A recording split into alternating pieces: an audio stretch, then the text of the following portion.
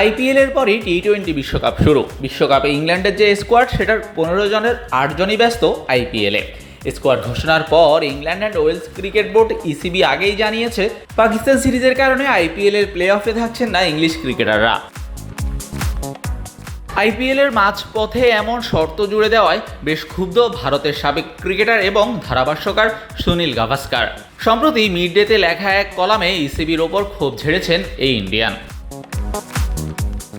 এখন পর্যন্ত ইসিবি ছাড়া অন্য কোনো বোর্ডের কথা শুনিনি যারা বিশ্বকাপের প্রস্তুতি ও বিশ্রামের জন্য খেলোয়াড়দের ডেকে নিতে বলেছে।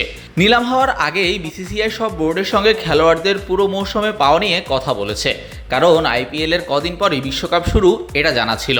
বোর্ডগুলোর নিশ্চয়তার পরেই বিসিসিআই ফ্র্যাঞ্চাইজিগুলোকে খেলোয়াড়েরা কতদিন থাকবে সেটা জানিয়েছে। এমন পরিস্থিতিতে খেলোয়াড়রা দল ছাড়লে তাদের বেতন কেটে রাখা এবং বিসিসিআই কর্তৃক ওই দেশের বোর্ডের পাওয়া অর্থ থেকে জরিমানার পরামর্শ তার। শুধু ইংল্যান্ড নয়, যে কোনো দেশের ক্ষেত্রেই এমনটার পক্ষে তিনি।